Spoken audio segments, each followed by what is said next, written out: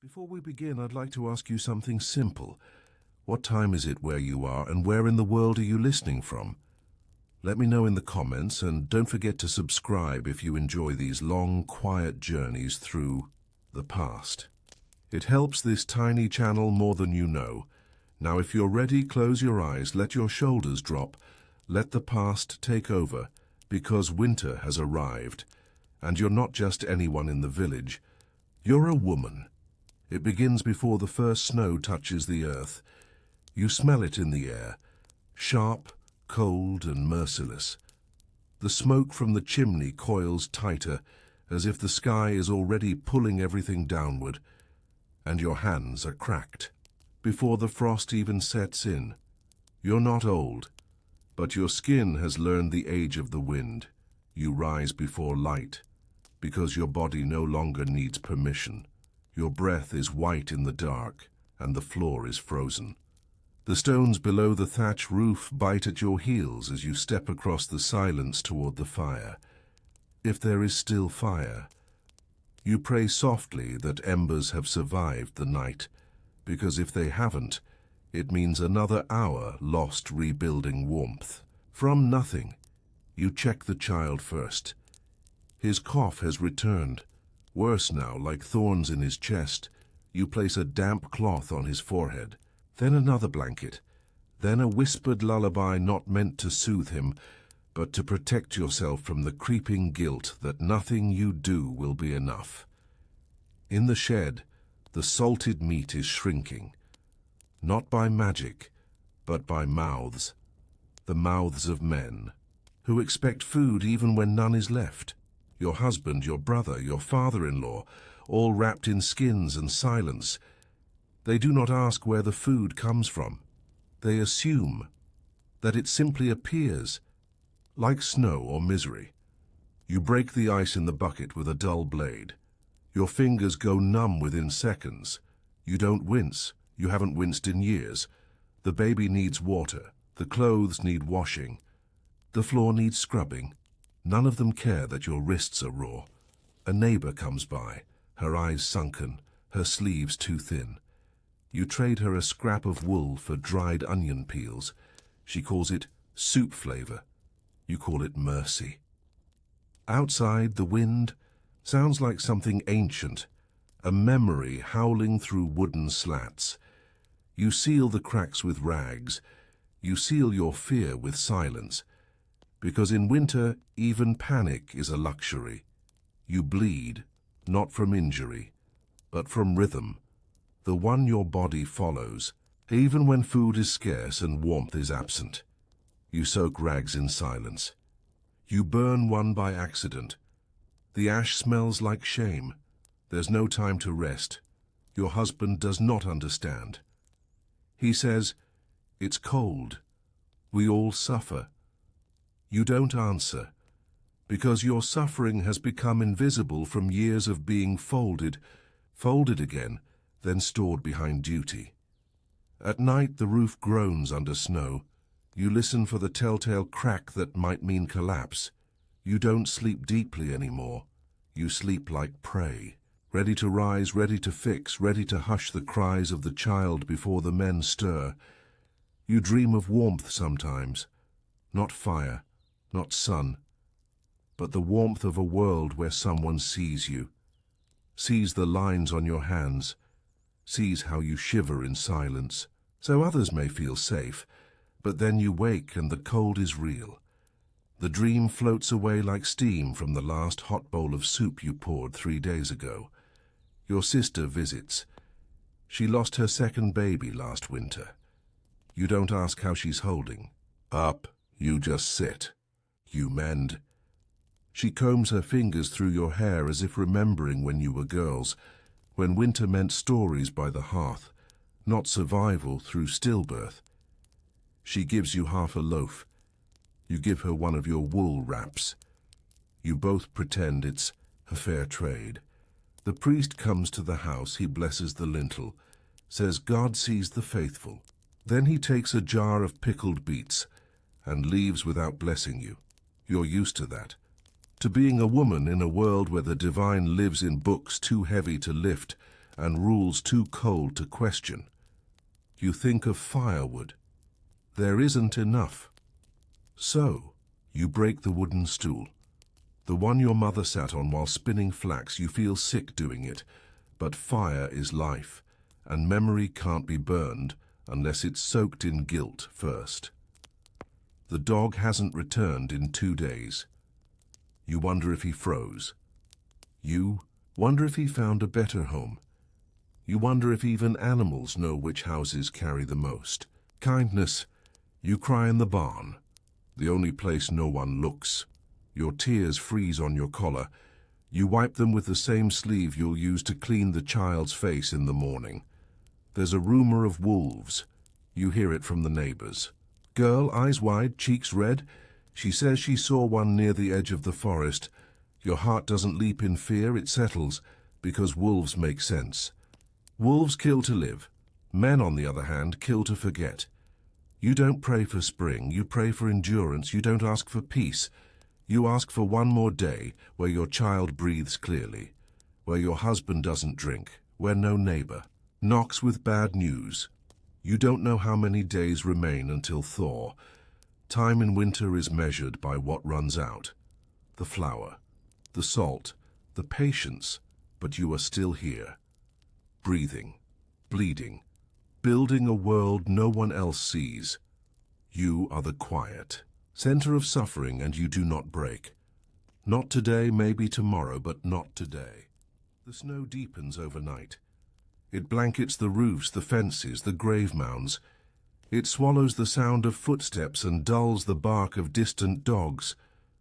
The world feels buried in silence, and so do you. You rise before the others again. The fire's gone out completely this time. A cold hearth is an omen, but you don't believe in omens anymore. You only believe in motion. You gather sticks, dried dung, and a few rags. Your fingers move without hesitation, building the base of a new fire, like a ritual you've known since childhood. You light it with a flint spark, shielding the tiny flame with your palm until it licks upward and catches. It's the only warmth in the house. You don't sit beside it. You leave it for the child. The baby whimpers, then wails. You're all ready. There, lifting him before his cry can stir the men. His skin is hot, too hot. The fever's back.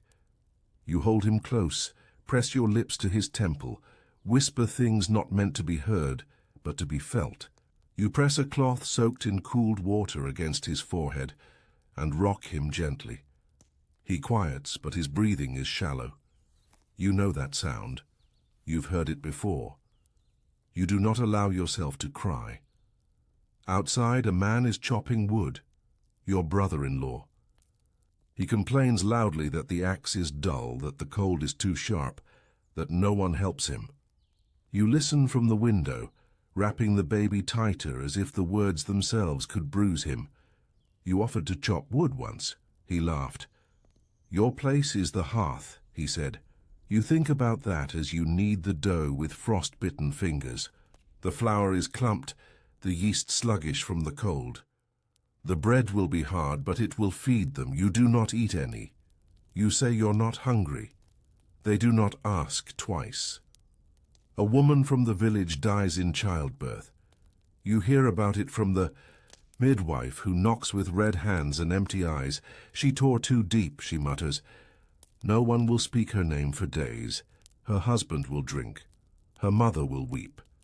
The priest will nod and say it was her time, and life will resume.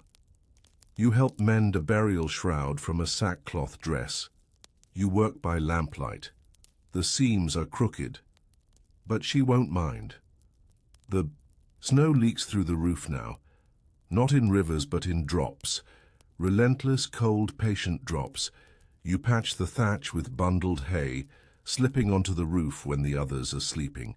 The wind cuts at your face like glass. Your fingers go numb, you nearly slip. No one sees you, no one ever sees the woman on the roof.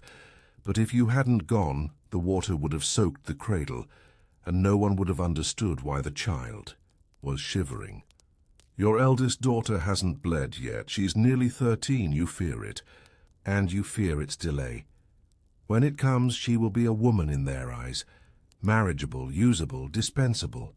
You want to hold her tighter now in this liminal season when she is still yours, still unaware, still soft around the eyes.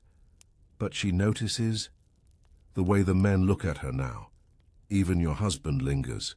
You wrap her in 2 shawls and whisper, "Stay warm." What you mean is, stay small, stay unnoticed, stay safe. The stew is thinner now, bone broth stretched with root ends and boiled grains. The men complain. One of them throws the bowl aside. You clean the mess without a word. The bowl was your mother's. You'll glue it with resin in the morning. At night you rub your stomach to ease the cramping hunger. You hum to yourself, not a lullaby this time, but a forgotten tune from your own childhood. One with no words, just breath and memory. A hen dies in the night. You pluck it by moonlight, quietly, alone. You don't tell the others yet. You'll cook it when the next fever breaks. You'll pretend it was found, not needed. That's the trick of surviving. You lie to protect their strength. You swallow truths like frost. Sharp, invisible, always accumulating. A traveling monk arrives. He brings nothing but parchment and hunger. He speaks of virtues and obedience. He eyes your daughter for too long. You seat her behind you. He eats the soup without thanks and recites prayers for an hour. No one listens, but they act like they did. When he leaves, he blesses your door and takes a piece of meat from the pot, slipping it into his satchel, as if divine hands wouldn't notice. You watch him disappear into the snow and hope the wolves are watching too. You find the boy's cough has worsened again. You heat stones in the fire and wrap them in cloth. You press them to his chest and back. You mix a syrup of honey and dried herbs. You learned this from a widow who lost all 6 of her children before 30. The syrup works. The cough softens. You press your lips to his fingers and whisper his name. He doesn't wake, but his breath deepens. You sit beside him until your bones ache. Stillness, you've learned, is a prayer in its own right. A storm comes. Not snow, but wind. The kind that bends trees and screams through cracks in the wall. The kind that makes the cattle moan. The kind that pulls at your hair even through the seams of the house. You brace the shutters with rope. You shove straw against the door and then you wait. The baby sleeps on your chest. Your daughter lies with her back to the room. You pray the roof holds, and if it doesn't, you pray you hold faster. When the storm passes, the sky opens. It is blue, in a way that hurts, brilliant and heartless. The world glitters like glass, but none of it can be touched. You step outside and your boots crack through the crusted snow. You check the fence, the well, the buried tools. A neighbor waves to you with red hands and a half smile. You don't wave back. You can't feel your fingers. The firewood is gone. You've burned all the kindling, even the chair your husband made. After your wedding, gone. It cracked and hissed like betrayal. You steal a plank from the barn. You tell no one. It'll buy you one more night of warmth, and maybe one more breath for the baby. That night, you feel it. The despair. The hollow that grows beneath the ribs. You let yourself cry once, just once, into your sleeve. In the corner, no one hears. In the morning, you braid your daughter's hair and sew a patch on your son's trousers. You milk the goat. You gather more sticks. You smile when they eat, because this is what love looks like in winter. The quiet work of survival. The wounds that never show. The songs hummed through shivering teeth. The memory of warmth, carried in silence. The days have grown shorter, but it's not the light you miss, it's the warmth between breaths, the sound of your own laughter. The days when pain didn't root itself deep into your hips, your back, your eyes. The barn is quiet now. Even the goat is too cold to protest.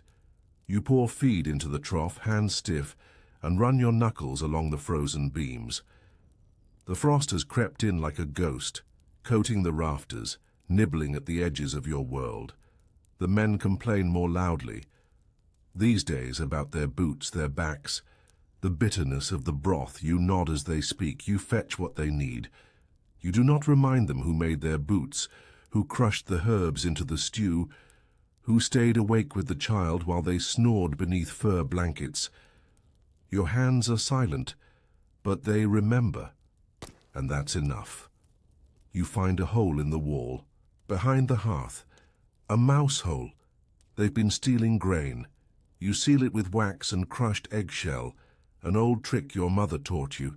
Then you sprinkle mint and ash near the baseboard. You say a prayer to St. Gertrude, the protector of the home, not because you think she's listening, but because something inside you needs to believe that someone, somewhere, sees your effort. The next morning, a mouse lies dead near the kindling box. You whisper an apology and sweep it away. Your neighbor's daughter disappears. She was 16, quiet, kind. Some say she ran off with a merchant. Others say she was taken by soldiers passing through the outer road. You know the truth before anyone speaks it. She'd been hungry, her hands always bruised, her voice always low. They find her body near the frozen creek 2 days later. No one talks about it after that. Her mother does not weep in public. She just walks slower now, like her bones are too heavy for her to carry alone. Your daughter begins her bleeding. She comes to you in the middle of the night, scared and pale. You wipe the blood from her thighs gently as if it were a wound. You don't speak at first. You let her cry into your shoulder. You let her shake. And then, when the room is still, you whisper the words your mother never told you. You are not broken. You are not filthy. You are not a burden. She nods, but you know it will take years for her to believe it. Maybe a lifetime. Maybe never. You gather herbs from the winter garden, what's left of it. Parsley that's turned to lace, thyme brittle as straw. You dry them on the hearthstone and crush them into poultices for the sores on your feet.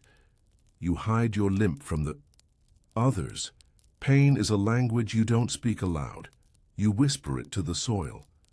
You fold it into bread. You wrap it into the seams of the family's coats. It doesn't disappear, it just changes shape. One night your husband asks you to warm the bed.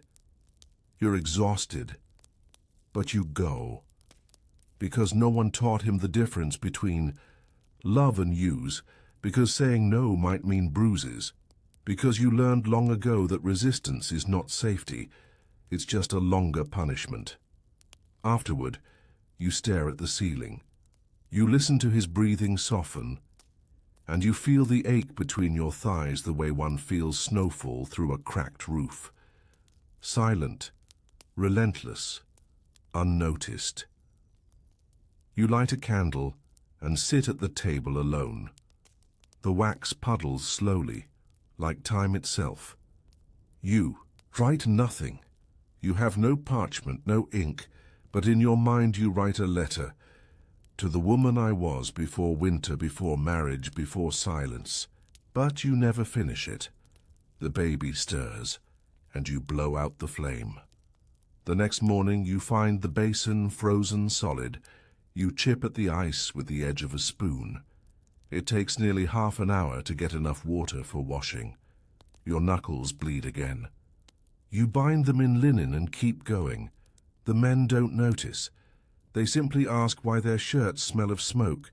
You say nothing. You've learned that explaining effort to those who've never offered it is like sewing silk with a thorn, pointless, painful, and easily dismissed. Your daughter asks if spring will come soon. You say yes, but you don't believe it. Spring is not a promise, it's a rumor, passed down in stories, told by men with calendars and no wombs. You dream of it sometimes. Not the flowers, not the sun, but the mud, thick, wet, living earth. You dream of pressing your bare feet into it. You dream of not shivering. You dream of breathing without guilt. You barter for milk. The cow at the miller's house gave birth, and her udder is full. You take a scarf, a bit of embroidery, and half a loaf of oat bread to trade. The miller's wife gives you a jar of milk and a strip of wool. She hugs you tightly before you leave. It surprises you. You didn't realize how long it had been since someone touched you gently. You walk home with tears frozen on your cheeks, but you do not wipe them. That night, the child's fever breaks. His skin is damp but cool. You hold him in your arms and rock gently. You hum the same wordless song. You kiss his hairline, his fingers, his tiny knees, and for a moment the world softens. The walls don't creak. The wind doesn't howl. Even the snow outside seems to fall slower, as if watching, and you think, I will survive this, even if only to keep this warmth alive, even if no one remembers your name, even if spring never comes. Before we continue, a soft reminder to subscribe if you find comfort in these slow stories. And if you're still awake, tell me, what time is it where you are? And where in the world are you listening from? Now, the wind has changed. You notice it not because of the trees, they're still frozen stiff, but because of the smoke. It drifts differently now, upward instead of sideways. A signal that the storm front has passed, that perhaps, just perhaps, the sky is tired of being cruel, but the cold remains. Not sharp, but deep. A quiet kind of cold that burrows into joints and hearts and the spaces behind your eyes. You spend the morning boiling fabric scraps for bandages. A neighbor girl stepped on a nail, and you promised her mother you'd help clean the wound.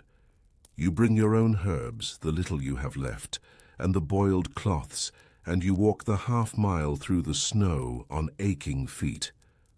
Her cottage smells of wet timber and stale oil, but the child is alive, and that's all that matters. You hum while wrapping her foot. She smiles, and for a moment you forget how heavy your hands are. At home the roof drips again. The thaw has started. Not enough to bring comfort, but enough to bring leaks, puddles, mud. You place pots under the steady drops and return to spinning wool by the fire. Your daughter helps. Her hands are clumsy, but her face is focused. You don't tell her how proud you are. You want her to spin for the doing, not for the praise, because praise is rare, but skill will feed her longer than flattery. That night you hear howling, not of wolves but of a woman, from the house down the road. The screams slice through the cold. They don't sound like pain. They sound like grief. Like something finally broke open that had been held shut too long. Your husband says nothing. No one does. It is a silence carved from centuries.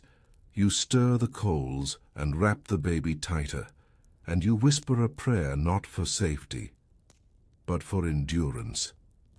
Indeed. The morning you find a bird dead on the windowsill. Its wings are open, frozen in a gesture of flight it never finished. You take it down gently, wrap it in cloth, and bury it near the fence, not out of superstition, not out of duty, but because even small things deserve a grave, because even the winged need a witness. Your neighbor's son loses a finger, frostbite. He didn't feel it until it blackened. The village healer comes with salve and strips of linen. You help hold the boy down. He bites into a leather strap as the digit is removed. You do not flinch, you've seen worse, but that night you soak your hands in hot water and weep without sound, because there is no word for the pain of watching pain, especially when it's someone else's child, especially when you can do nothing. The village priest falls ill, fever, shivers, nonsense speech. You're called to bring broth, to clean his linens, to stoke the fire in his rectory. He tries to bless you between coughs, muttering scripture through cracked lips. You clean his feet. They are blistered and cold. He tells you the end is near. You do not ask if he means his own or the world's. Instead, you ladle more broth and tuck the blanket tighter around his shoulders, because death is not to be discussed, only softened. Your daughter wakes screaming. A dream, she says. Something about wolves, but not real wolves. Men dressed as wolves with teeth made of stone. You know the dream. You've had it too. You sit with her for hours, whispering old lullabies and stories of queens who never married, women who turned to wind instead of brides. Myths you're not sure are true, but they make her eyes close again, and that is enough. The well freezes over. You gather snow in buckets and melt it near the hearth. It's never quite clean, but it's enough to drink. You strain it through cloth. You boil it twice. Still, you feel your stomach tighten the next day. You ignore it. There's no time for illness, only motion, always motion. One of the sheep gives birth early. You hear the cries from the barn and rush out barefoot, lantern in hand. The snow bites your soles like knives, but you do not stop. You kneel in straw soaked with blood and birth water. The lamb isn't breathing. You rub it, shake it, whisper to it. Then a twitch. Then breath. You hold it close, rocking back and forth. In your frozen nightgown, whispering blessings you didn't know you remembered. You stay there until your limbs go numb. When you return inside, no one stirs, no one knows. But the lamb is alive, and so are you. You find a splinter in your daughter's hand. She hides it at first. You coax her fingers open, clean the wound, draw out the wood, wrap the spot with linen. She watches you silently, the way a bird watches a distant hawk, curious but ready to fly. You smile softly and say nothing, because trust isn't built with words, it's built with patience. Your husband gets drunk again. He knocks over a chair, swears at the dark, then collapses onto the pallet. He doesn't hit you, not tonight, but the threat hums in the room like a second fire. You sit by the child. You hold a candle. You do not sleep. The next day, you sing while kneading bread. Not for anyone else, not for the children, not even for yourself, but for the silence, because sometimes even silence needs company. A new widow comes to you for help. Her husband died of fever. Left her with 2 little ones and nothing but a cracked spoon and an axe too dull to split firewood. You sharpen the axe. You fix her fence. You share your last bundle of herbs, not because you have enough, but because when the world forgets women, women must remember one another, and for that there must be no keeping, only giving, only giving. That night the stars return, clear, sharp, and countless. You step outside and stare upward, and something stirs in your chest. Not joy, not hope, but the memory of both. You close your eyes and you let the night carry you, if only for a moment. The stars had whispered that night, not with voices, not in words, but with presence. Something ancient and slow had returned to the sky, and though you couldn't name it, you felt it in your bones, in the way your breath came a little easier, in how your fingers didn't ache so sharply when you stirred the ashes in the hearth. But come morning the weight returned. The roof was heavier with snow, the path from the door to the barn more treacherous. Your knees popped when you bent to lift a pail, and your back tightened when you straightened again. No one asked how you slept. You wonder if your body knows winter more intimately than your mind ever will, because pain is not remembered in words, it's remembered in movements, in the way your fingers twitch when near cold water, in how you hold your shoulders, braced even when alone. The miller's wife visits you. She carries a jar of hardened honey and a handful of pine cones for burning. You trade her 2 boiled turnips and a ragged piece of linen stitched into something resembling a cloth. You both sit for a while in the warmth of your kitchen, neither of you saying anything of weight. Just talk about chickens and whether the bark of the birch is peeling early this year.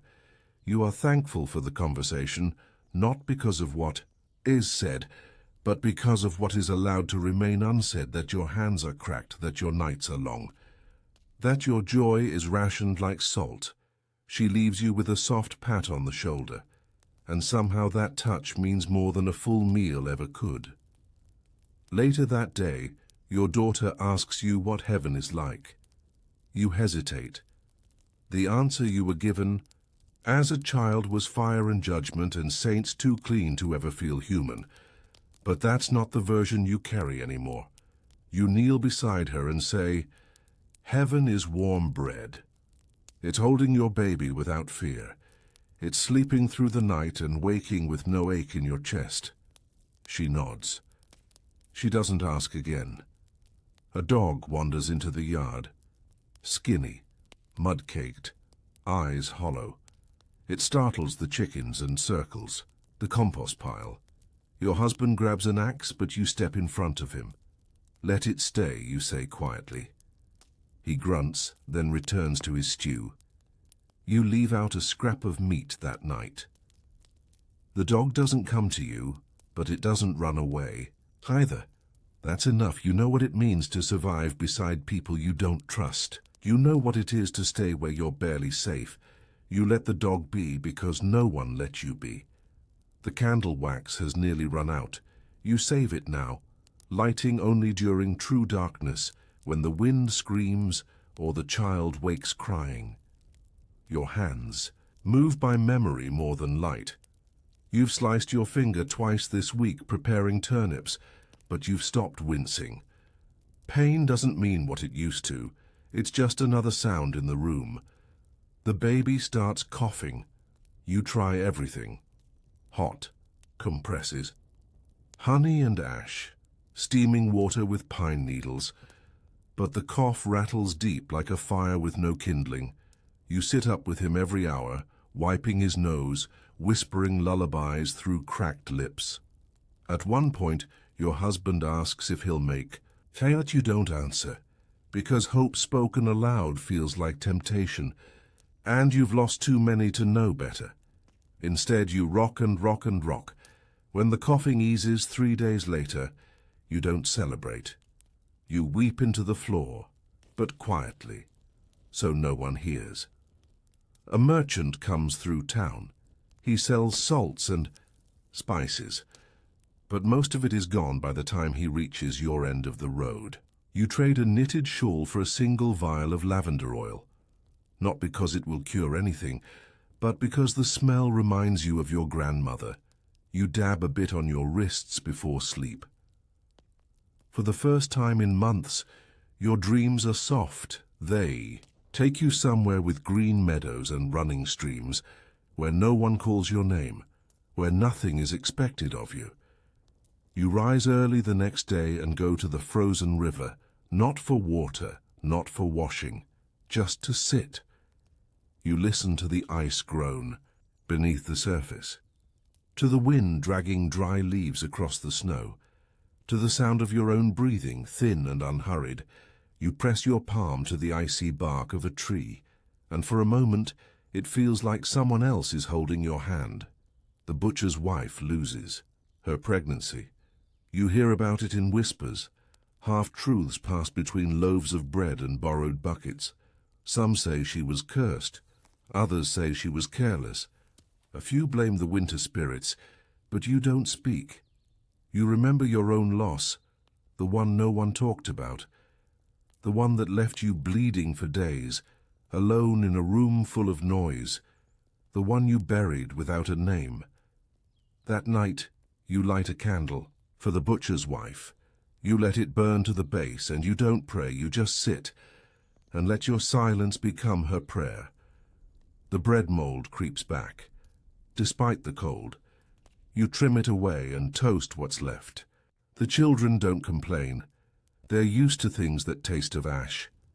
Your daughter says the crust reminds her of roasted nuts. You smile, and you let her believe it, because in this world, a good lie is worth more than an honest truth. The E. Village healer asks for help. Her fingers have grown stiff with age, and she needs someone to chop herbs and stir mixtures. You go to her cottage twice a week now. You learn the difference between feverwort and tansy, between mugwort and milkroot. You grind powders with a slow circular motion that makes your arms ache by nightfall. But you feel something else too. Control, knowledge. You begin keeping a pouch of herbs in your apron, just in case. Because women like you aren't allowed knives. But they can carry things that cure, and that's close enough. A child dies of the cold, not yours. Not someone you knew well, but you hear about it from a neighbor. He wandered outside during the night. The latch hadn't held. They found him at dawn, curled against a fence post like a sleeping dog. You don't speak for a full day. Even your husband notices. But you have no words for grief you didn't birth. So you knead bread, you boil rags, you tend the chickens, and you make sure your daughter's latch is double hooked before bed. The dog finally comes close enough to touch. You kneel slowly, holding out your hand. It sniffs, then lays its head against your knee. You don't move. You just let it rest there. Because some days, survival is not about fighting. It's about staying still, long enough for something, anything, to trust you again. The stars had whispered that night, not with voices, not in words, but with presence. Something ancient and slow had returned to the sky, and though you couldn't name it, you felt it in your bones, in the way your breath came a little easier. And how your fingers didn't ache so sharply when you stirred the ashes in the hearth. But come morning the weight returned. The roof was heavier with snow, the path from the door to the barn more treacherous. Your knees popped when you bent to lift a pail, and your back tightened when you straightened again. No one asked how you slept.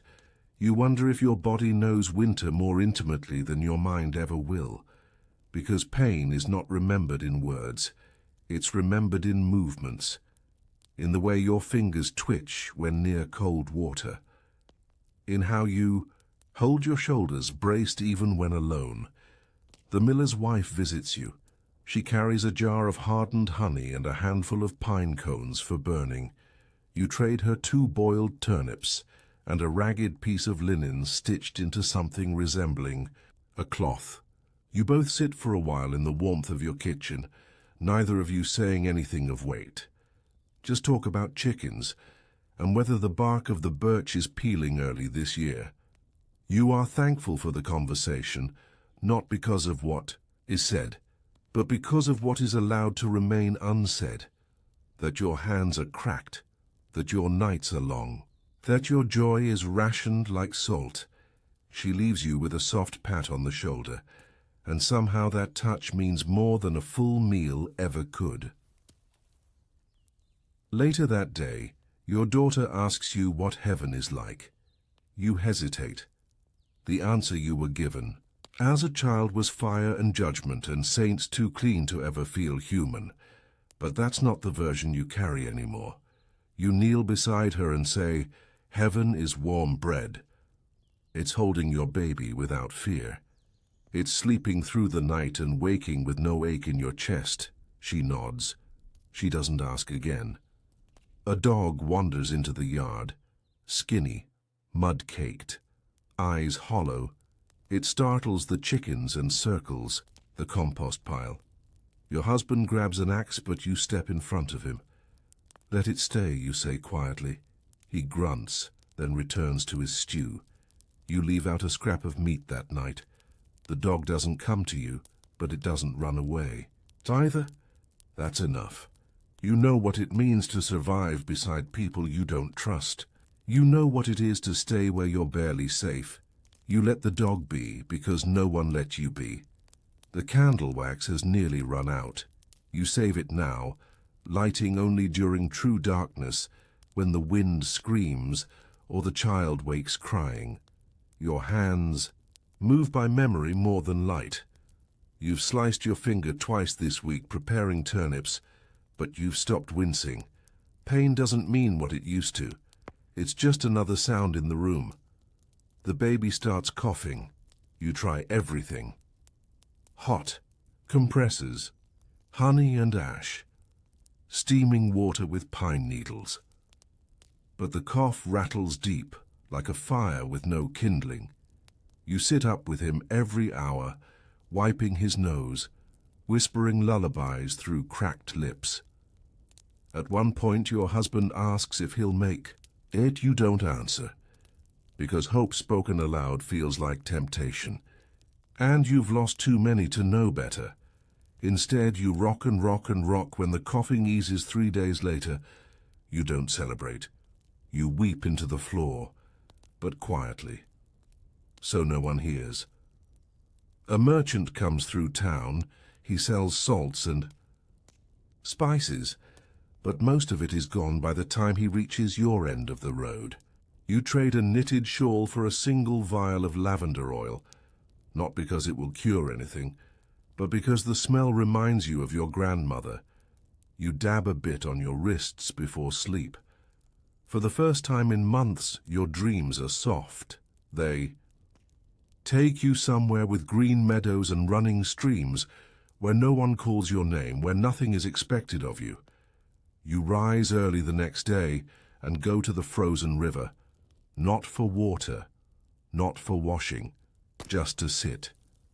You listen to the ice groan beneath the surface, to the wind dragging dry leaves across the snow, to the sound of your own breathing, thin and unhurried. You press your palm to the icy bark of a tree, and for a moment it feels like someone else is holding your hand. The butcher's wife loses her pregnancy. You hear about it in whispers, half-truths passed between loaves of bread and borrowed buckets. Some say she was cursed, others say she was careless. A few blame the winter spirits, but you don't speak. You remember your own loss, the one no one talked about, the one that left you bleeding for days, alone in a room full of noise, the one you buried without a name. That night, you light a candle for the butcher's wife. You let it burn to the base, and you don't pray, you just sit and let your silence become her prayer. The bread mold creeps back.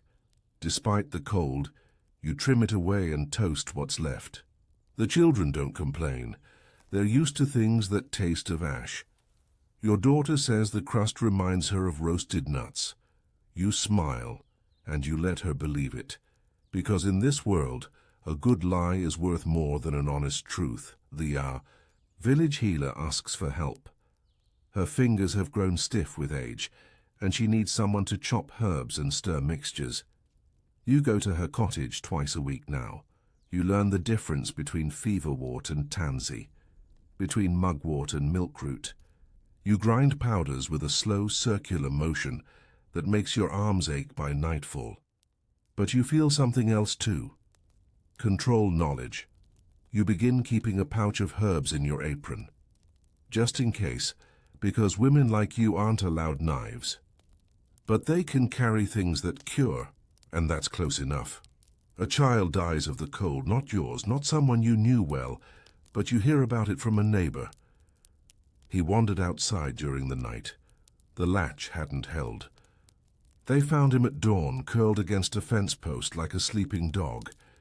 You don't speak for a full day, even your husband notices, but you have no words for grief you didn't birth. So you knead bread, you boil rags, you tend the chickens, and you make sure your daughter's latch is double-hooked before bed. The dog finally comes close enough to touch. You kneel slowly, holding out your hand. It sniffs, then lays its head against your knee. You don't move. You just let it rest there. Because some days, survival is not about fighting. It's about staying still long enough for something anything to trust you again. It snowed again overnight. Not the heavy kind that silences everything, but the kind that stings your face like 1,000 little needles as soon as you step out.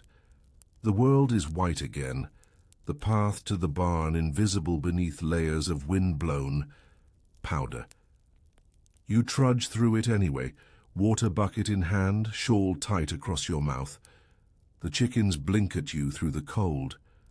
One of them has frostbite on her comb now, tiny black edges on the red crest. She clucks softly, uncertain. You warm your palms and hold them near her face. No one taught you how to do this. You simply do because who else would? Your daughter drops the spindle again while learning to spin wool. This time it tangles. She bursts into tears, not because of the wool, but because her hands are tired, her belly half full, her bones achy from cold, because she's still too young to carry this much, and yet she does. You kneel beside her, take her hands in yours and undo the mess without saying a word. When it's smooth again, you hand it back. She stares at it, then at you. No apology, no blame. Just that silent understanding passed between women who live like this. And she tries again. That, too, is survival. The wind shifts from the north. Colder. Still. Your husband returns with news from the neighboring village. 2 women lost in the river crossing. The ice broke beneath them. They were collecting reeds for basket weaving, essential income for spring trade. He doesn't speak their names, just shrugs and mutters something about fools. But you knew one of them, an older woman who braided your hair when you were small. You say nothing, but that night you take a piece of old rope and begin weaving.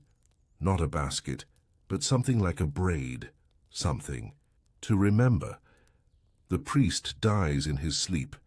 There is no sermon, no tolling bell, only a few murmured prayers from a wandering friar and a burial in frozen ground. They ask the village women to help with the washing of the body. You volunteer, so do 4 others. None of you flinch when his skin peels under the cloth. None of you speak when the icy water turns red. He had no wife, no daughters, only strangers to close his eyes. Later, you warm your hands by the fire and listen to your daughter sing a lullaby. And you wonder how many men have died in silence and how many women have quietly buried them. The baby coughs again. You mix honey and crushed dried herbs, stir them into a paste, and smear it on his tongue. He grimaces, then sleeps. You press your hand to his back and count the breaths, not because you think he'll stop breathing, but because you've seen children do just that, stop, without warning, without drama, like a candle. One moment, flickering, then gone. And so, you count, not from fear but from ritual, and when you reach 100 you kiss his forehead still warm. The bread comes out heavy again, not enough yeast. Or maybe too cold in the kitchen. You slice it thin and toast it on a flat stone over the fire. Your husband says nothing, just eats. Your daughter chews slowly. No one complains, because food is food, and when food is scarce, even mistakes are blessings. You make tea with dried mint and moss. It smells like earth, like wet leaves. You drink it slowly, imagining what spring will taste like. A girl in the village bleeds too much. She's only just come of age, and the blood hasn't stopped for days. Her mother is frantic. You walk through snow up to your knees to reach them. When you arrive, the girl is pale as linen. You boil water, press hot stones to her belly, chant the herbs you learned from your grandmother. You give her iron broth, made from nails soaked in vinegar, something the old women swear by. She survives, but her eyes look distant now, like she left something behind in the blood. You recognize that look. You wore it once, maybe still do. You find a feather on the windowsill. Not from a chicken, something wilder, grey, iridescent at the edge. You tuck it into your apron. It reminds you of stories you heard as a child, of women who turned into birds, who flew above cold and war and childbirth and men. You never believed them, still don't, but you hold the feather close that night, curled beneath thin blankets, and imagine the sky. Sometimes pretending is enough. Your boots finally crack. The leather splits at the heel. Water seeps in. You patch it with old cloth and beeswax. It won't last long, but you walk anyway, because no one else will fetch water. No one else will check the chickens. No one else will carry the baby, stir the pot, mend the linen, dry the herbs, hush the screams, clean the mess. You walk, because women do.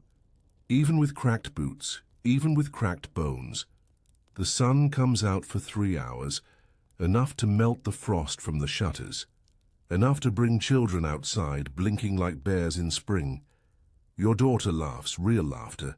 She and 2 other girls roll snow into clumsy shapes, not quite a snowman, more like a snow woman, hunched and round, with bits of bark for eyes. They wrap a rag around its shoulders. Your daughter calls it mother. You pretend not to hear, but your heart cracks just a little. Not from hurt, from something softer. Maybe love. That night, your husband brings you a comb. It's not new, just one he found in an abandoned chest in the smith's house. It's missing. 2 teeth. Still, he holds it out like an offering. You take it. He watches as you pull it through your daughter's hair, slowly, carefully, then through your own. He doesn't say much, but he sits closer to the fire than usual and doesn't drink. A traveling herbalist passes through. She stays the night with the old widow on the hill, but you trade with her in the morning. 2 skeins of wool for a handful. Of dried lavender, some crushed nettle, a tiny vial of something red. She tells you it's for courage. You ask what it's made from. She only says, wild things. You smile. You understand. Courage is always made from wild things. The dog returns, thin, muddy, limping, but alive. Your daughter screams with joy, throws her arms around it. You kneel and check its paws. Frozen cuts, burrs in the fur. It licks your face, then lies beside the hearth like it never left. You don't say it aloud, but this feels like a miracle. Not the kind priests preach about, but the kind that matters. There is enough flour left for 1 cake, just 1. You bake it on a flat stone, with dried apple bits and honey. Your daughter watches every step. When it's done, you slice it into thin pieces and eat it together in silence. The taste is faint, but sweet. You remember your mother's hands when she used to bake, the way she'd crack eggs with 1 finger, the way she'd hum while sifting flour. You hum the same song now, and your daughter joins in. The snow is wet now. It sticks to the hem of your dress, heavy like sorrow. Each step drags. You lift the cloth and carry it, even though your fingers are red from cold. There's something different in the air. The way the trees creak, the way the animals stay still. Something is coming. You feel it in your bones, but you keep moving, because the firewood won't gather itself, and the baby still needs feeding. A tooth aches in your jaw. At first it's dull, then sharper, piercing when you chew, throbbing when you sleep. You press your fingers to your face, feel the warmth spreading up to your temple. Infection. You don't tell anyone. There's no one to fix it. No village dentist, no warm clinic, just a rusted pair of iron tongs in a box under the hearth, wrapped in cloth no one dares open unless they must. So you drink broth, let it cool before swallowing. Breathe through the pain, your daughter notices. She offers you her slice of dried apple. You take it, but don't eat it. You keep it in your apron pocket, like a kindness you can return later. That night, the wind shrieks. Not howls, shrieks, like something alive, angry. The shutters rattle. A branch breaks off the elm. You sit upright by the fire, the baby in your arms. Your husband stirs once, then falls back asleep. But your daughter climbs into your lap, curls beside you, eyes wide. You hum to her. Not a lullaby this time, but something low and ancient. Something your grandmother used to hum when the world outside threatened to break through the walls. The baby quiets. The girl's eyes close, and you sit there until morning, guarding sleep like its treasure. Your reflection catches you off guard. In the basin water. For a moment you think it's someone else. The lines at the corners of your mouth, the shadows beneath your eyes, the raw patch of skin beneath your nose from wiping too often with rough cloth. Is this what you look like now? Not beautiful, not even tired, just used. Like a door latch or a wooden spoon, still useful, still necessary, but worn. You dip your fingers in the water and smooth your hair. It won't matter. But it's something. The midwife returns. Her hands shake. Now she's older than you remembered. The veins on her hands blue like cracked river ice. She checks on the neighbor's newborn, offers advice, sits with you afterward by the fire. You're still standing, she says. You don't respond. She chuckles. Do you remember when you first bled? Ran to me crying, thinking you were dying. You nod. I told you it meant you were a woman now, I lied. You look at her, it meant you were about to learn how much a woman can endure. The fire pops. You pour her tea, and neither of you says another word. The priest's replacement arrives. Young, soft-handed, from the city. He wears wool that smells of spice and brings scrolls with him. He speaks of sin and virtue, of damnation and grace. But when the widow collapses from hunger during Mass, he doesn't move. You do. You catch her, carry her out, feed her broth from your own pot. When you return, he looks away. You decide not to listen to his sermons. You already know what grace looks like, and it has nothing to do with scrolls. The dog limps again. This time, it's the hind. Leg, you press your palm to the joint, whisper softly as you wrap it in cloth. The dog rests its head on your lap and sighs. Your daughter watches. You love it more than us, she says. You smile.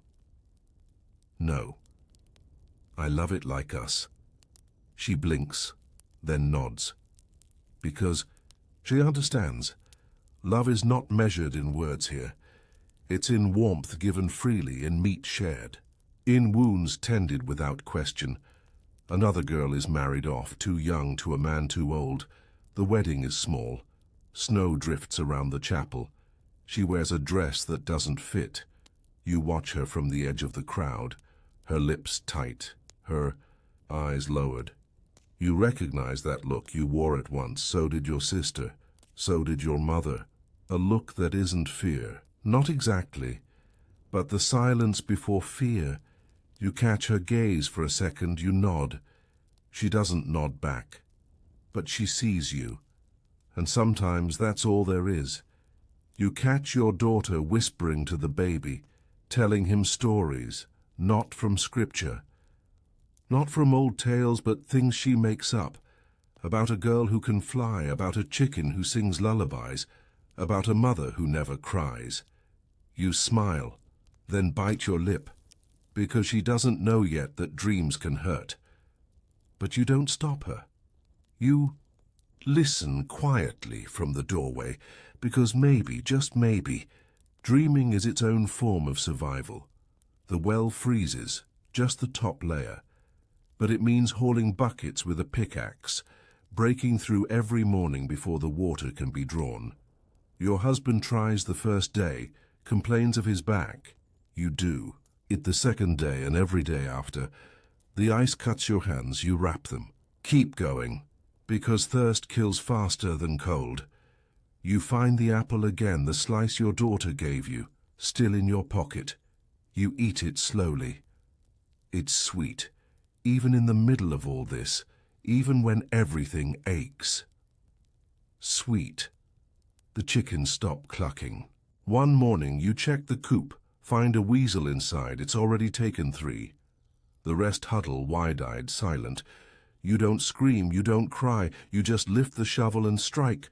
Once, twice. It doesn't move again. You bury the chickens. Patch the hole. Sit with the last hen on your lap, stroking her feathers. She doesn't blink, neither do you. A neighbor's baby dies. They wrap it in linen and bury it before the ground freezes again. The mother does not speak. She only stands there, arms empty. You bring her soup the next day. She doesn't eat, but she holds the bowl, and sometimes that's all that can be done. Your daughter sews a patch on her dress herself. Crooked, but strong. You kiss her hand. She laughs. She's missing a tooth now, one of the front ones. It makes her look older. It makes her look fierce. You braid her hair that night, long, tight, like armor. She sleeps with her fists curled under her chin, the mom. Stars are especially bright tonight. You sit outside with the dog wrapped in a shawl, watching your breath drift upward. Somewhere wolves howl, the wind whistles, but you are warm. Not because of the fire, because of what you've carried, what you've kept alive. You think of your mother, your grandmother, and all the women who came before. They lived through winters colder than this, hungrier than this, lonelier than this. And you? You're still here. You're not just surviving. You're remembering. You're enduring. You're holding together the world. One boiled egg, one comb, one stitched patch at a time. And that is how winter is defeated. Not with fire, not with swords, but with women who stay. The morning smells like smoke and frost. There is no sound at first, only the slow stretch of silence, not peace but absence. You sit upright in bed before your eyes open, because you've learned to feel when something is wrong. The fire is out. You hear the baby's breathing, too shallow. The girl is curled around him, limbs stiff from cold. You rise slowly. Your joints click. The soles of your feet feel like stone. The sky outside the shutters is still grey, not sunrise, not midnight. That strange hour in between where the world forgets time. You wrap yourself in the same old cloak. It no longer smells like wool. It smells like winter and salt and motherhood. You go to find more wood. Your fingers can no longer tell the difference between bark and bone. That's how cold it is. You scoop the driest sticks from the corner behind the hearth, scraping your knuckles in the dark. Then you kneel to build the fire again, as you've done for so many mornings now, but this time the flint slips. It catches your thumb, a thin cut, a flash of pain, then a warm pulse that shouldn't be there in this cold. Blood. You stare at it for a second, and you realize something. This is the first red you've seen in weeks, not on meat, not in berries, not on cloth, but alive, inside you. You press it to your dress, light the fire, and go back to your children. The room begins to glow again, faint but real. Outside, snow is falling again, but not heavy, not cruel, soft flakes, drifting, like memories with no sound. You go out to collect snow water in a bucket. You do it slowly, because walking through the snow has become something you've trained for. You see your neighbor across the lane doing the same. Her shoulders hunched, her scarf wrapped in the same old knot. She doesn't wave. She nods. You nod back. That's how women speak in winter. with nods, with quiet glances, with buckets. Later the girl asks if spring will come soon. You pause before you answer, because you don't want to lie, but you also don't want to take away the one thing that still grows here. Hope, so you say, it always does. She looks at you, then down at the baby who is playing with a wooden spoon, tapping it against the hearthstones. You say it again, it always does, because saying it out loud is the only way to keep believing it.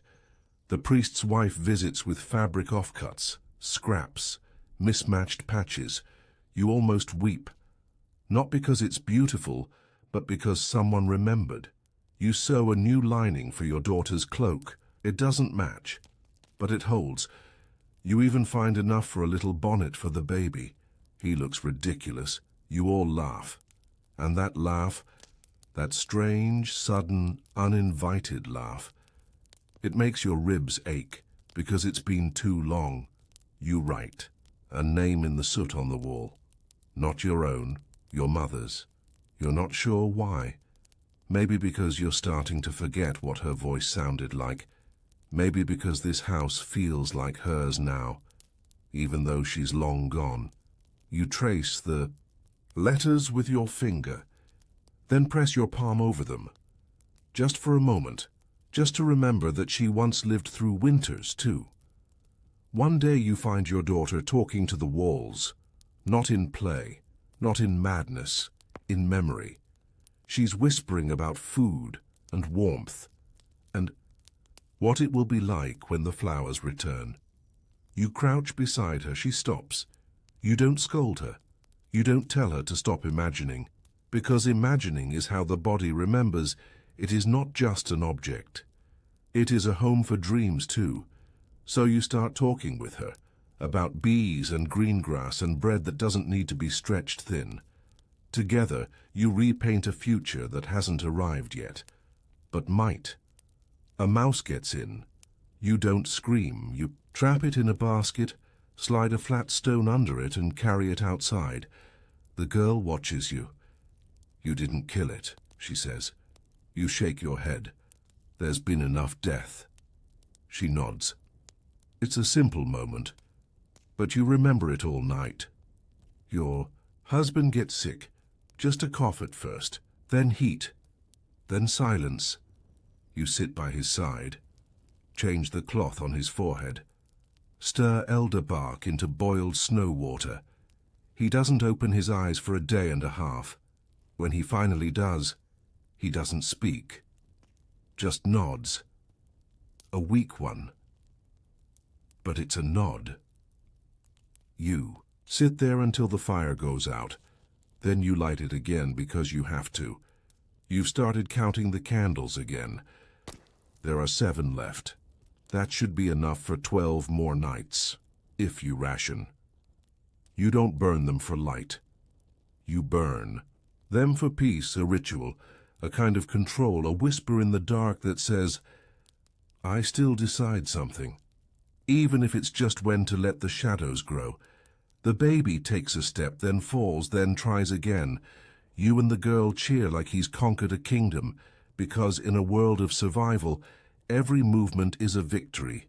You lift him, spin once, laugh, and, for a moment, just a brief bright flicker, you forget it's winter. You feel something deep in your chest one morning. Not pain, not sickness, a kind of ache that's older than that. You press your hand there and breathe. You think, this is what strength costs. Because all this time you thought strength was loud. You thought it was defiance, but now you know strength is quiet. It's stitching a seam.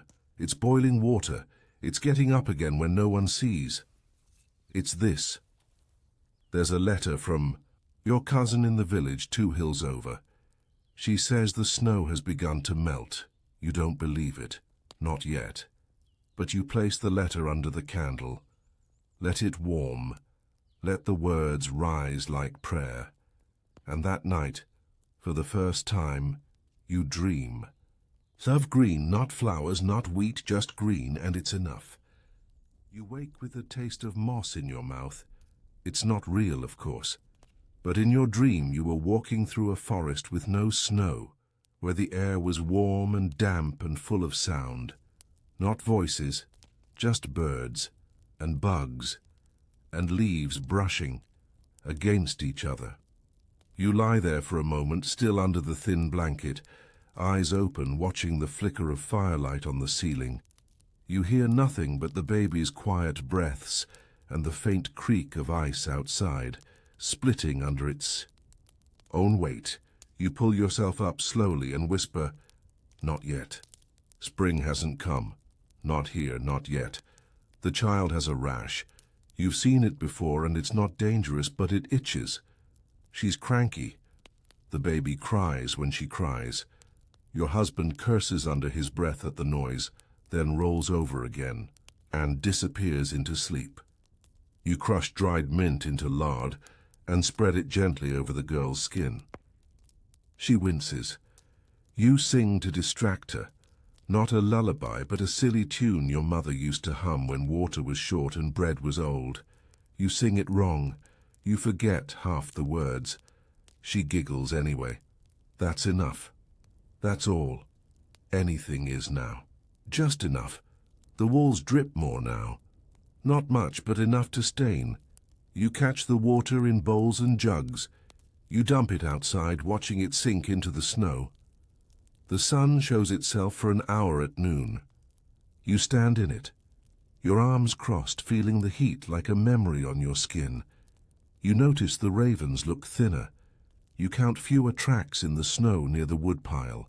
Even the animals are waiting. Even the crows are silent. You walk to the widow's cottage again. She has not come to visit in days. Her door is stuck with ice.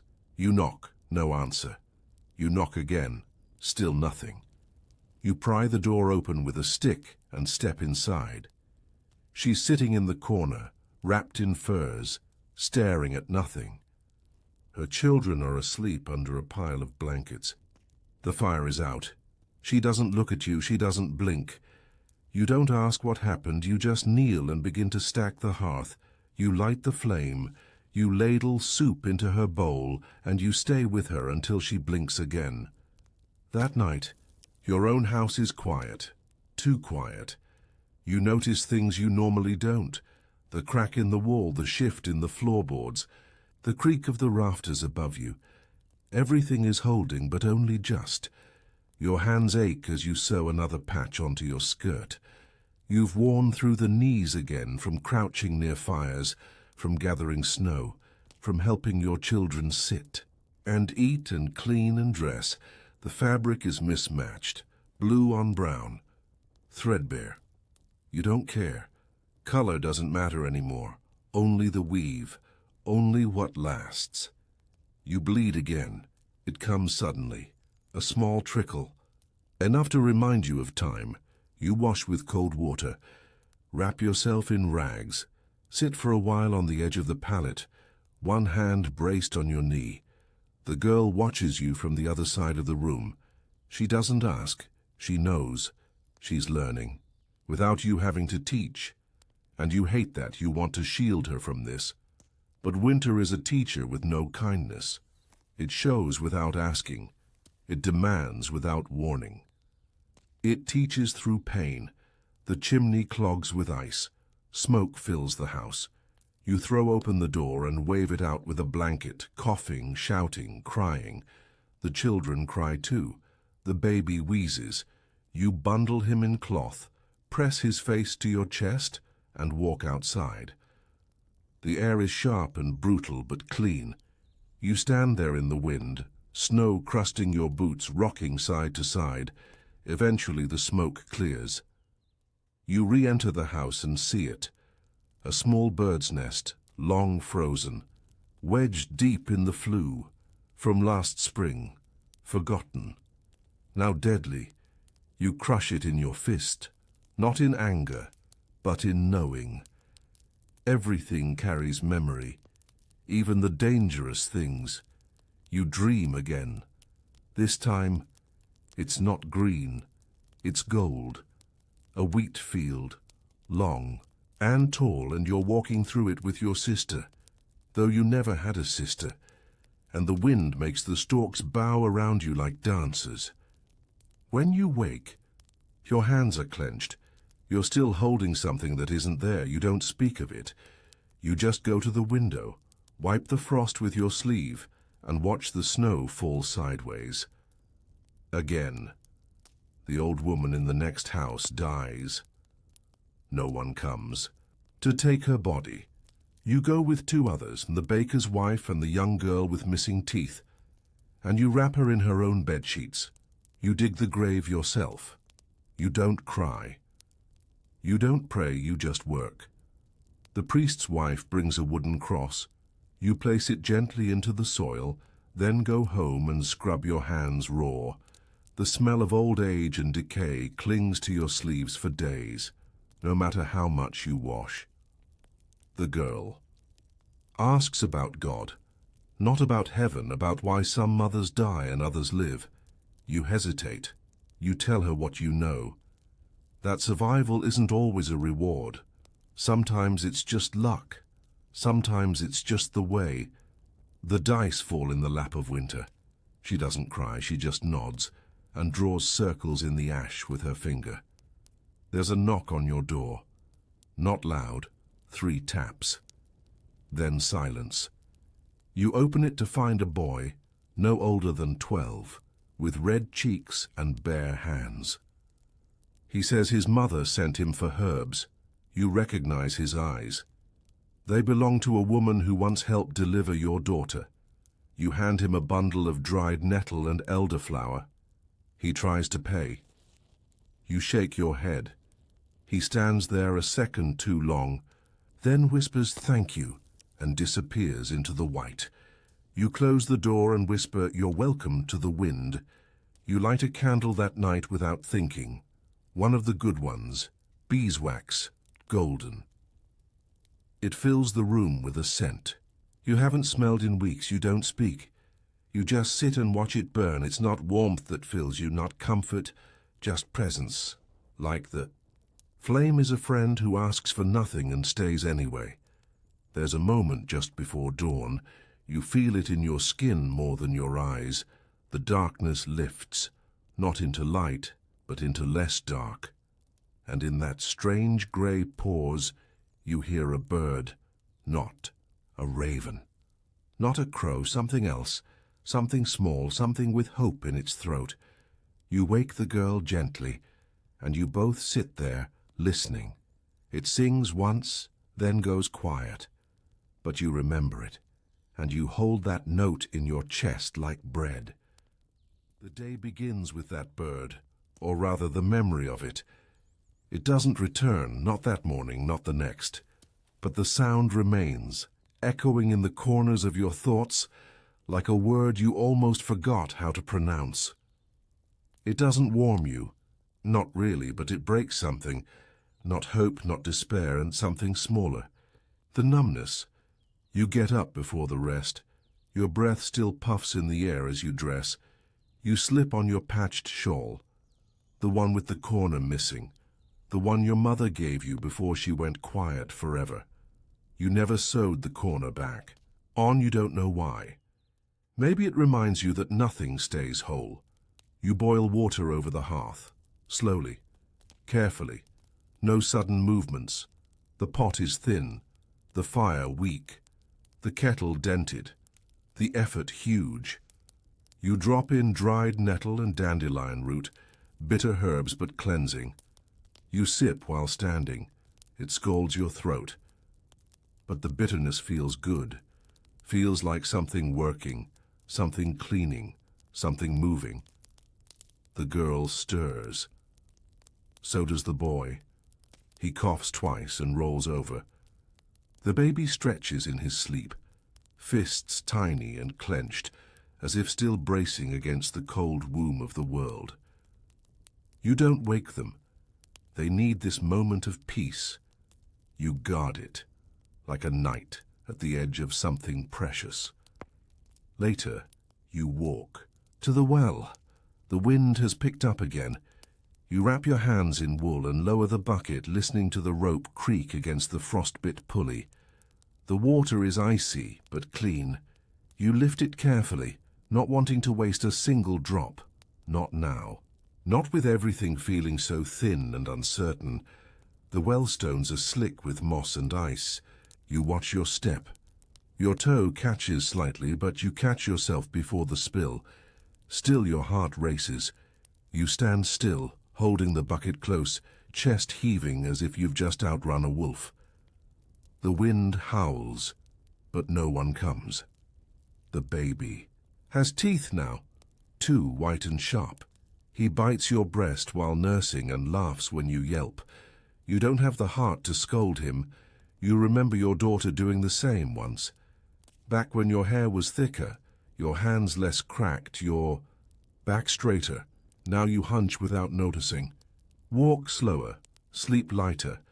Still you smile, because he bit you. Because that means he lives. Because winter hasn't won yet. The church bells ring. That hasn't happened in days. You step outside and watch the fog lift around the tower, the spire barely visible through the white sky. The bells mean something, not mass, not this early, not this quiet. A death perhaps, or a birth. You walk to the edge of the field where the wind hits hardest. You stare toward the chapel and whisper a name. Any name. You don't know who it was. But they deserve to be remembered by someone, even a stranger. You sit with the girl and comb her hair. She winces. You're not rough, but the tangles are fierce, hardened from wind, from sleep, from neglect. You hum softly, keeping the rhythm even. It takes nearly an hour to get through it all. When you're done, she looks at you and says, "Am I pretty?" You freeze, not because of the question, but because of the way she asked. You meet her eyes. You nod. "You are strong," you say. She frowns. "But am I pretty?" You pause and then you lie gently. "Yes." Because the truth is, pretty never kept a woman warm, but sometimes it keeps her alive. The widow next door leaves food on your step, a heel of rye, a knob of cheese, 3 shriveled apples. You know she barely has enough for herself. You weep, not out loud, not visibly, but inside your heart creaks like old wood. You bring the apples in, you slice one and give it to the girl. She eats it slowly, reverently, like a relic. The others, you save. You don't know for what, but some instinct tells. You, not yet, not today. Your blood is late. You count the days, count again. Nothing. Your stomach clenches, not from sickness, as from memory. You've been here before, you've done this. And now with 3 mouths already depending on you, and 1 man more shadow than partner, you feel the old dread settle behind your ribs. You don't tell anyone.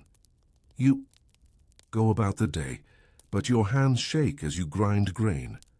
And when the girl hugs your waist and says, "Mama, your belly is getting round again," you smile, and excuse yourself and hide in the woodshed for half an hour. The snow comes heavy that night, heavier than it has all winter. The roof groans. You don't sleep. You sit beside the fire and feed it slowly, log by log, keeping the room just warm enough for breath to no longer fog. You think of the roof beams, the weight, the ice, the snow. You imagine collapse. You imagine silence. But it doesn't fall, not tonight. You thank the saints, even the ones you stopped believing in. The boy cries out in his sleep. A nightmare. You cradle him, whispering nonsense, soothing vowels and half-remembered lullabies. Hito clings to your arm like a vine, face buried in your sleeve. You rock until he settles. You do not ask what he saw. You already know. Because winter doesn't just live outside. It gets into the head, the dreams, the places that fire cannot reach. You run, out of soap, Not completely, but close. You ration it now, a sliver wrapped in linen, hidden in a jar behind the hearth. You wash only what must be washed. Your hands smell of smoke and wool, and something that has no name, the scent of old effort, of earth, of woman. You used to hate that smell. Now, it is armor. The man returns home drunk again. His boots are soaked. Leaves them on the step. You watch from the table. He mumbles something about the tavern, about a woman who sings, about ale. He wants stew. There is none. He slaps the doorframe and curses, but he doesn't hit you, not this time. He passes out beside the fire. You do not cover him. You do not tuck him in. You simply blow out the candle and go to sleep. A thin stream of sun hits the wall the next morning. Only. For a moment, you stare at it, breath caught, as if it might disappear, which it does, but not before you touch it with your fingers. It is warm, briefly, but warm. You close your eyes and imagine the ice melting, not fast, but surely, like a promise, whispered by the soil below. The warmth was gone by the time you looked again. That streak of sun you touched yesterday. It vanished like a ghost, ashamed of being noticed.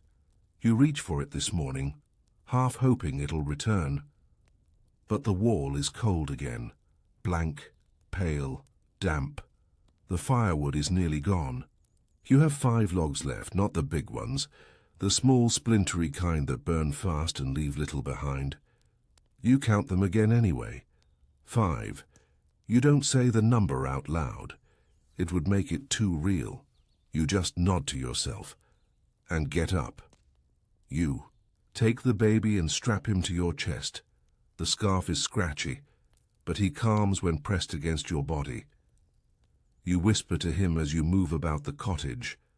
Nonsense words, rhythms, the same phrase over and over. You're here, you're warm, you're safe, even if only half of it is true. You light one of the logs for now, you don't cook yet. Just warm the air enough to make it breathable.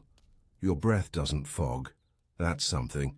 You boil the oats with the last rind of apple and a pinch of salt.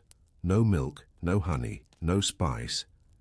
But it fills the belly, sort of. The girl eats slowly, picking at the oats like she's expecting something sweeter to appear if she stares long enough. She doesn't complain. She learned weeks ago that silence preserves peace. You thank her with a look. She gives you one back, a quiet understanding, a tired bond. You touch her hair and she doesn't pull away. The boy says he saw a rabbit. You smile. He says it darted between the barn posts and under the hedge. He wants to catch it, to keep it warm. Maybe feed it bread crusts, maybe sleep beside it. You say that's a good plan, but you don't have the heart to tell him that the rabbit, if there was one, is long gone, or dead, or both. Still, you let him hold the idea like a toy, because even false hope is warmer than none. You clean the floor with cold water. It freezes in streaks where it pools.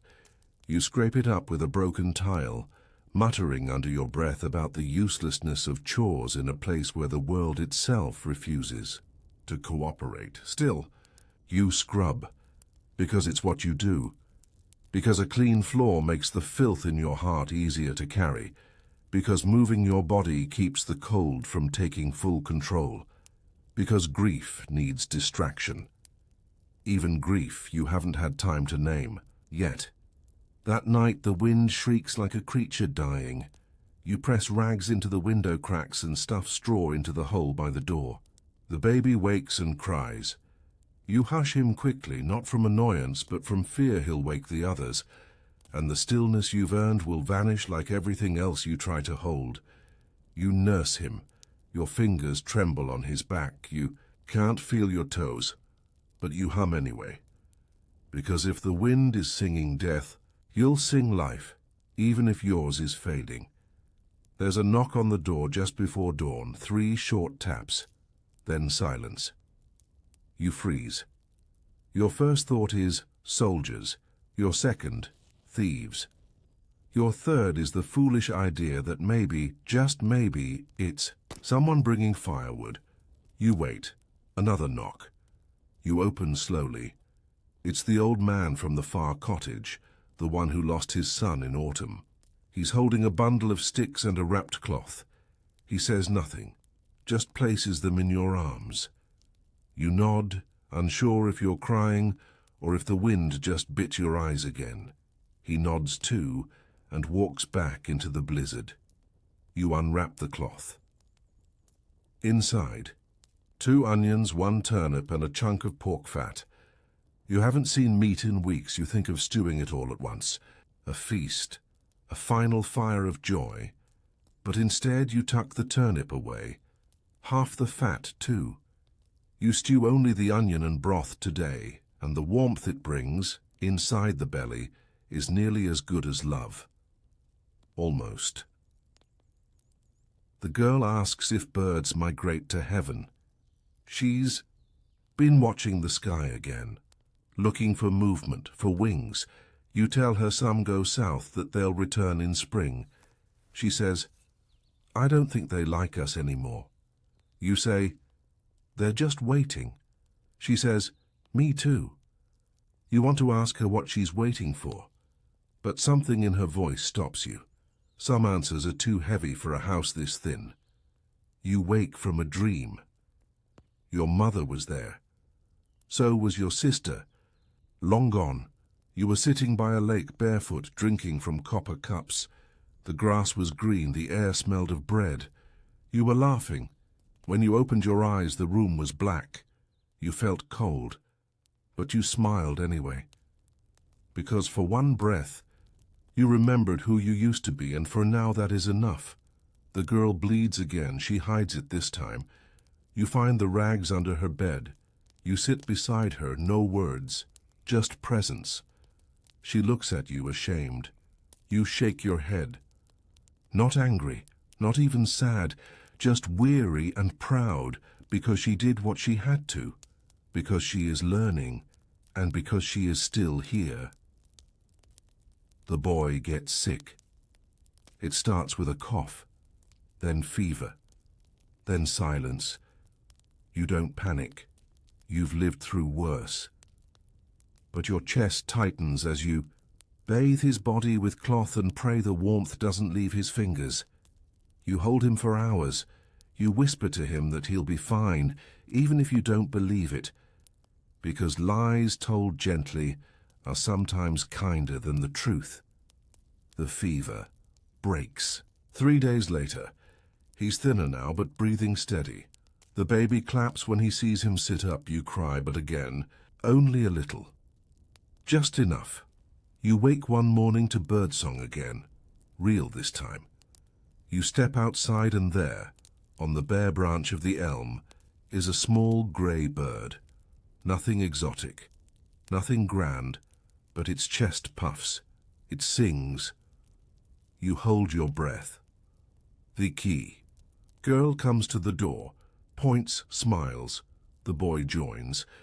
The baby laughs, and for the first time in months you feel something like warmth. Not fire, not sun, just beginning. Like something inside the soil is stirring, like something in you is thawing, like maybe the story doesn't end here after all. You don't move right away. The bird is still perched there, chest trembling with its tiny rhythmic breath, and you stand in the doorway, afraid that any sound from your body might frighten it off, as if joy is something too delicate for this place. The girl grips your wrist, not tightly, just enough that you know she sees it too. Does that mean it's spring now? She asks, eyes half hopeful, half resigned. You don't answer, not because you don't want to, but because you're not sure if saying it aloud might curse it. The seasons here are moody things. They don't shift cleanly. They trick you with a sunbeam, then gut you with frost the very next night. Still, you whisper under your breath, Almost. You don't light a fire that morning. Not because you don't need it, but because the room holds a breath of stillness that doesn't feel cold for once. The baby is asleep longer than usual. The boy, finally recovered, has taken to humming again while rearranging small sticks into shapes on the floor. The girl sits by the window with her chin in her hands. You wash the linens slowly. You hang them indoors, near the window, where a breeze touches them faintly. You watch the light cross the floorboards. You don't rush the day. You just are, and it feels unfamiliar. Later you sew by the firelight. You've repaired this same shirt 3 winters in a row, each patch thinner than the one before. You hold the fabric gently, not because it's fragile, but because you are. The thread pricks your finger and a single drop of blood wells up. You stare at it for a moment, then press your thumb over the wound and return to stitching. Pain is not a shock anymore. It's just punctuation, a small reminder that you are somehow still made of flesh. The miller's wife visits with her son. They bring barley flour and pickled carrots in a jar. You give them the turnip and half of the pork fat in return. No one haggles. No one counts. It's not a trade. It's a gesture, a quiet agreement between women who know the cold is not only in the wind, but in the way the world forgets them when the earth sleeps. You both sip broth and talk without urgency, about fences falling, about coughs lingering, about how they saw a squirrel yesterday and took it as a sign. You don't say much, but you nod often. Sometimes survival is just 2 women sitting close enough that the silence feels warmer. That night, your husband says nothing before bed. He turns toward the wall and coughs once into his sleeve. You think he's getting sick again, or maybe never fully recovered. Either way, he doesn't reach for you, and you are grateful. Not because you fear his touch tonight, but because you're tired in a way sleep can't fix. You lie beside him and count the thatch lines on the ceiling. 1, 2, 3. Too many to finish. You close your eyes and wonder if the bird is still out there, sleeping in the same tree it sang from. You hope so. You dream again. This time you're standing in a field. Not summer, not spring. Just not winter. Your feet are bare and warm. Your skirt moves gently around your legs. There's no one with you, just wind, soft earth, and the smell of something baking far away. You wake before you reach it. The smell, the warmth, the thing you never see. But the peace lingers for a few moments. You hold onto it like a ribbon in your fist. The snow returns by morning, not violently, just quiet. Small flakes that melt on the window, but stick to the barn roof. The boy frowns. The girl groans. Even the baby seems to squirm more. You feel it too. Not disappointment exactly, but fatigue. Not again, not still. But you don't cry. You wrap your shawl tighter and start the fire again. 4 logs left. Still 4. The old man's gift gave you days of pause, and that maybe more than anything has kept you breathing. You write in your head again a letter you'll never send, a prayer you don't believe. To the spring that keeps forgetting us, you don't finish it. The water's boiled over. The baby has soiled his cloth. The boy is shouting about frost on his boots. Life pulls you back before you can ever wander. Too far from it. Maybe that's the secret to surviving winters like these. You don't chase warmth. You become the thing that holds others together until it returns. You take the girl with you into the woods, not far, just enough to stretch her legs, to let her feel space that isn't boxed by beams or smoke-stained rafters. You look for dry twigs. You show her which trees hold their strength longer. You teach her the sound of snow when it's hiding danger beneath. And she listens, not because she wants to, but because she understands now. There is no safety in not knowing, not here, not in this life, not in this season. She asks about your childhood. You hesitate, but she waits, turning a stick over in her gloved hand. So you tell her about the rope swing behind your house, the way the river smelled in spring, how your mother sang while she stirred the pot with a spoon too big for her arms. The girl smiles, and for a second, you're not cold at all. Back at home, your husband is chopping wood again, not much, but more than usual. He says nothing when you return, you say nothing either, but he brings the fire inside and sets it properly. You think, maybe even silence can soften. Maybe some people only learn care through repetition and scarcity. Maybe not. But for now, there is fire. That night you burn the last gift log, the one you'd saved. Not for emergency, but for something close to sacred. You light it when everyone else is asleep, and sit alone beside it. You don't speak, you don't write. You just stare into it and feel grief, relief, something else, unnameable. A kind of tired you don't want to fix, just witness, just honor, just breathe through. In the distance, a fox howls. The snow is falling again. You lay your hand on the floor beside the fire and feel the warmth travel slowly up your arm, and you whisper not to anyone. I'm still here because sometimes the most radical thing a woman can do is survive. You rise before the sun, not from urgency, but from something softer. The room is still cloaked in blue shadow. The children are bundled tight beneath wool and scraps. The fire has died again. But the cold is different now. Not cruel, just crisp. You wrap the shawl around your shoulders and move slowly, as if afraid you'll disturb whatever spell the night has cast over the silence. Outside, frost clings to the edges of the woodpile, but there's a breeze, gentle, not bitter. It carries the scent of thawing earth, faint, but there, and for the first time in months you believe that the snow might leave. Not tomorrow, but soon. You prepare the dough for bread. Your hands move with instinct, tired but sure. The flour is coarse, the water just barely warm, but you mix and knead, pressing down with the same rhythm you've used since girlhood. Each fold carries a memory, your mother's cracked knuckles dusted in white. The hush of the kitchen before dawn, the whisper of prayers under breath. Let it rise, please let it rise. You shape it slowly. The loaf will not be beautiful, but it will be enough. Later you stand outside with your daughter. She's barefoot, just for a moment, just to feel. The mud beneath the melting snow is soft and black. She squeals and jumps and wipes her feet against a dry patch of hay, laughing as she nearly falls. You smile without hiding it.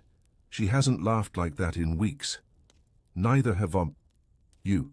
You lift your skirt just enough to press one heel into the earth too. It squishes, it sticks, it holds, and for a breath so do you. The baby is stronger now. His cough is less ragged, his eyes wider. He reaches for you with both hands, tugging at your braid as you stir the pot. You don't mind. You carry him on your hip while you work, hips swaying, arms moving in practiced loops. He chews the end of your sleeve and giggles. You catch your reflection faintly in the pot's metal. You look older than you remember, tired, lined, smudged, but also solid. Real, like someone who has stayed when others left, like someone who holds the bones of a house together. The men gather. Outside to patch the roof. It's sagging again. Not from storm or rot, but from the weight of snow that refused to leave. They argue quietly over the best angle for the beams. You bring them water. They grunt thanks, and for once, none of them suggest you smile more. Progress. That night, you lie, awake listening to the drip, not from your roof but from the eaves outside, where ice melts slowly into rivulets. Each drop is a song, not one you can hum, but one you can feel. You close your eyes and imagine it pooling in the earth, coaxing roots, to stir beneath their frost-wrapped blankets. You whisper, "Wake up," not to yourself, but to the world. In the morning the hens cluck louder. You rush to the coop and there it is, one small perfect egg. Warm. You hold it in your palms like treasure, cradling it with reverence. The girl gasps when you show her. You don't. Cook it. Not yet. You let it sit in the kitchen, a symbol of beginning, of survival, of the fact that something inside this frozen world still dares to live. The neighbor's wife visits again. This time, she brings a sprig of rosemary, fresh, from her windowsill pot. She says she grew it with leftover warmth from the hearth, that she whispered to it every night like a prayer. You believe her. You tuck the sprig into your apron pocket and breathe in the sharp green scent all day. It lingers on your hands as you nurse the baby, as you mend the boy's trousers, as you fold the linens, a scent of something beyond mere endurance, a scent of return. Your daughter bleeds again. It's her third moon since that first night. The cramps are worse now. She doesn't hide her pain, but she doesn't cry either. You sit beside her and rub her back. You give her a small cloth scented with rosemary, and you say, "You are stronger now." She nods, but you know what she's really asking is, "Will this ever feel less like punishment?" And you have no answer. Only your presence, only your hand, only your knowing. The village priest visits unannounced. He says he's here to check on the sick, to pray, to ensure all is well. You offer him bread and broth. He takes it with forced humility. He looks at your daughter too long. You step between them casually. Later, you teach her the words to say when men like that ask too many questions. You tell her how silence can be both shield and prison, and how sometimes the difference is knowing when to break it. You think of your mother more often, her quiet, her strength, her sadness. You wonder if she ever wished for more than this. Not castles, not riches, just less cold, less hunger, more mornings where the world did not feel like a burden strapped to her back. You light a candle for her, not out of grief, but out of gratitude, that she stayed long enough to teach you how to stay. The boy brings you a drawing scrawled in charcoal on birch bark, a sun, a house, a woman with long hair. He points to the figure and says, "This one's smiling." You ask why. He shrugs. Because she's warm. You don't correct him, you just nod, because in that moment, you are, not in your bones, but in your soul. The bread rises, fully, round and cracked and golden at the edges. You pull it from the hearth and hold it close. The girl claps. The boy whistles. The baby kicks his legs and you laugh, truly laugh. Not because the struggle is over, not because spring has arrived, but because this moment of warmth and fullness and breath is yours. You made it. Not alone, but not carried. Either you endured, you adapted, you bled and fed and stitched and bore, and you are still here. The mornings no longer bite.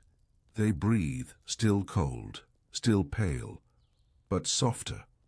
The wind no longer scolds your cheeks. It brushes past like a tired old woman offering a warning in passing. The kind you receive, but do not fear. You wrap your daughter's shawl tighter and step outside with her. The snow has receded into the forest edge, leaving behind slick, dark earth and scattered bones of dead branches. Your breath still clouds in front of you, but now it rises gently, and you let it. You close your eyes and let the air move across your eyelids, your lips, your jaw. It smells faintly of wet moss. You haven't smelled moss in months. Inside, the house no longer wheezes from the weight of the wind. The roof groans less. The walls feel less like a cage and more like skin, stretched, wrinkled, but still protecting. You lift the floorboard where you hid the last bit of dried honey root. You break it into 4 pieces, 1 for each child, 1 for you. It tastes bitter. Now like dust, but they don't notice. They suck it as if it were sugar from the east. They close their eyes and smile. You smile too. You don't tell them the root was meant for emergencies.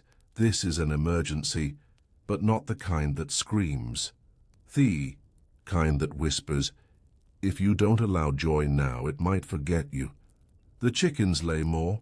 1 hen in particular, old, nearly useless in the cold, now gives you an egg every 2 days. You speak to her when you feed her, not in words, in breath, in gratitude. She watches you with the round, patient eye of something that has never doubted its place in the world. You envy her for that, but you also learn from her. You do not rush. You do not beg. You simply give what is needed and wait. Sometimes that's all the world requires. Your daughter sews better now. Her stitches are uneven, but determined. Her fingers slip, but she never complains. She hums while she works. Tunes you've forgotten. Her voice is quiet, still high with childhood, but there's something rooted in it now, something grown. She bled again last night. You changed her linens and kissed her hair. She didn't cry, but this morning you noticed she placed lavender sprigs beneath her own pillow. You did not teach her that. She learned it from watching you, and that's enough to carry you another season. The snow is gone from the doorstep. You open the door in the middle of the day, not to leave, but to let the light in. Dust dances in the air like ghost seeds. The baby reaches toward them, gurgling, as if trying to grasp sunlight. You leave the door open longer than you should, but it doesn't matter because the air no longer hurts. It moves, it breathes, and so do you. Your husband is quieter these days, not kinder. Just tired. He spends more time in the field, sharpening tools, muttering to himself about repairs, wood, rain. You don't interrupt. You don't remind him who kept the children fed, who ground the grain, who melted snow to scrub blood from linens, who stitched the holes in his shirt without thread. You let him feel useful.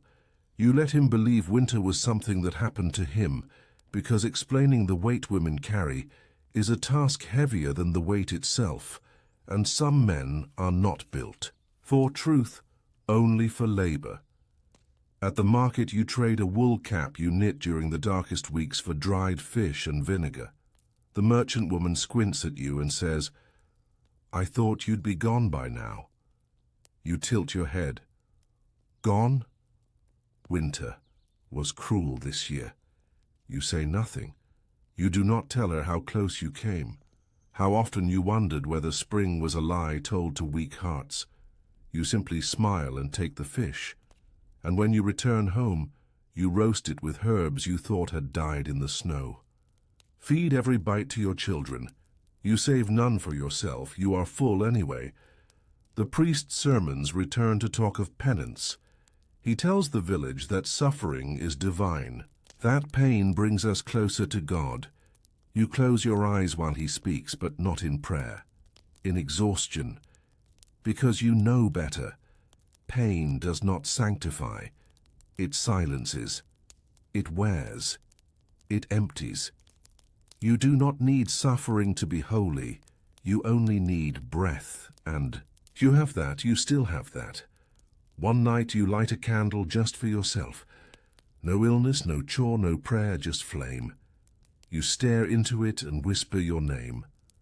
Not the one given to you by a man, not the one sewn into the church record, the one you remember from girlhood, the one you used when you spoke to the stars. You say it once softly like a secret, and for the first time in months you feel like someone, not something. You feel like a person, not a function. You are no longer just the firekeeper, the healer, the mother, the silent one. You are still you, and that is holy. Your neighbor's baby doesn't survive. They bury him beneath the old tree. No one wails. No one sings. There is only silence. And you, standing at the edge, holding the girl's hand so tight her fingers turn red. Later at home you cry into the dough as you need it. Not because it was your child, but because it could have been. Because grief does not need ownership to be real. It just needs space, and so you weep, and then you bake, because the others still need to eat. Your body still aches. You still limp. The cold still whispers along your spine when the sun slips.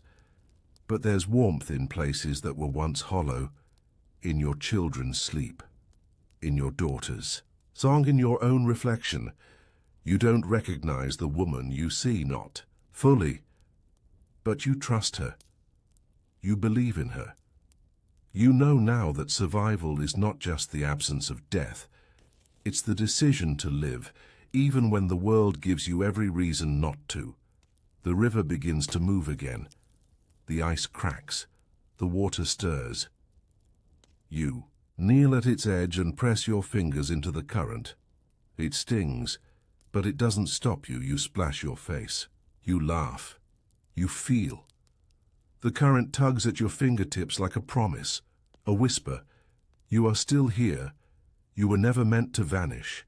You were meant to change, to shed like snow, to thaw like stone, to bloom like grief. You walk home barefoot. The mud clings to your heels like a blessing, and for once the road behind you does not feel heavy. It feels sacred.